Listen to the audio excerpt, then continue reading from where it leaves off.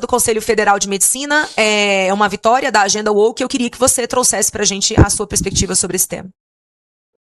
Olha, primeiro que o Conselho Federal de Medicina, ele fez uma resolução com algumas brechas que dão margem para esse tipo de compreensão que está sendo colocada ali, né? Quando o Conselho Federal de Medicina não questiona premissas muito básicas, como a ideia de que as pessoas podem de fato mudar de sexo, vai acontecer esse tipo de situação, né? Então, na verdade, tem uma origem já que a gente pode identificar na própria resolução do Conselho, né? Porque quando a gente fala em transformar no corpo feminino, como tu falou, Júlia, na verdade isso não existe. Você pode simular características sexuais secundárias de um corpo no corpo masculino, mas você nunca vai ter o corpo feminino, porque você não é nesse corpo, né? E isso é um dado da realidade. E da mesma forma, quando se permite, no caso dessa criança, já aí com 7 anos, pelo que está na notícia, se permite a alteração de nome e gênero. Eu sempre reforço isso, não existe o campo gênero nos nossos documentos, existe o campo sexo.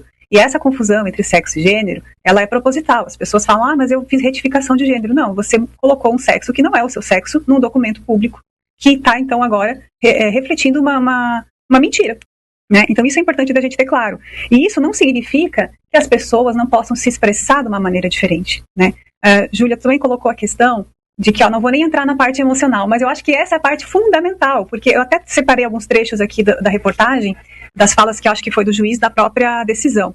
Ele escreve assim: não há como se estabelecer prevalência a riscos físicos em detrimento dos riscos psíquicos. Não podem os riscos psíquicos ser menosprezados. Mas o que é muito interessante, porque por meio dessa linguagem, que parece uma linguagem que está inclusiva, acolhedora, preocupada, na verdade se está fazendo justamente um menosprezo dos riscos psíquicos. Porque o que vai acontecer com essa criança? Vão intensificar mais ainda esses riscos. Vai aumentar a sua dissociação corporal.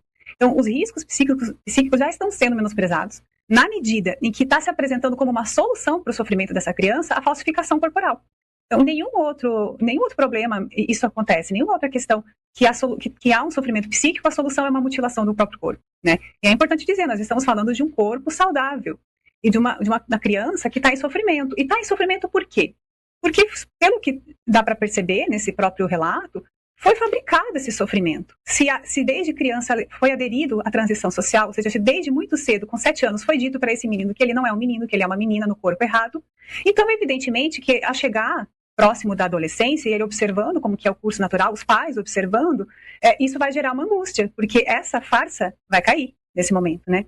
E a recomendação dos melhores estudos que tem é justamente de permitir que a criança conheça seu próprio corpo, passe por esse processo, que ele é um processo, importante dizer, um processo turbulento para todo adolescente, a puberdade, né? E que ele aprenda com isso a aceitar o corpo como ele é.